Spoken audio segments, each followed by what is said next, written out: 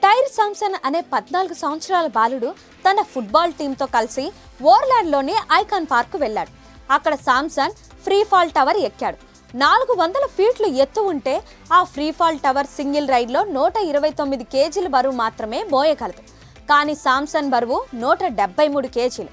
అయితే అతడు బరువు ఎక్కువగా ఉన్నప్పటికీ అక్కడ సిబ్బంది ఆ బాలుని రైడ్కు వెళ్లేందుకు అనుమతిచ్చారు.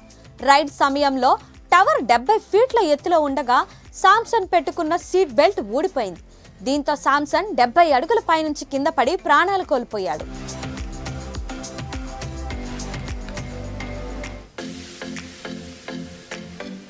దీనిపై విచారణ జరిపిన న్యాయస్థానం తాజాగా తీర్పును వెలువరించింది.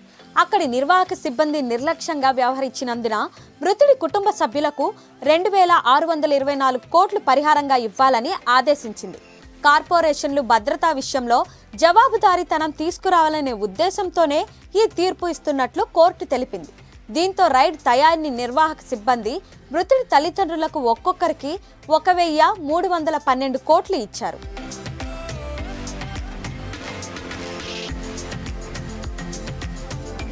మరిన్ని వీడియోస్ కోసం ఛానల్ ని సబ్స్క్రైబ్ చేయండి. లేటెస్ట్ అప్డేట్స్ కోసం వాట్సాప్ ఛానల్ ని ఫాలో అవ్వండి. ఆ లింక్ డిస్క్రిప్షన్ లో ఉంది.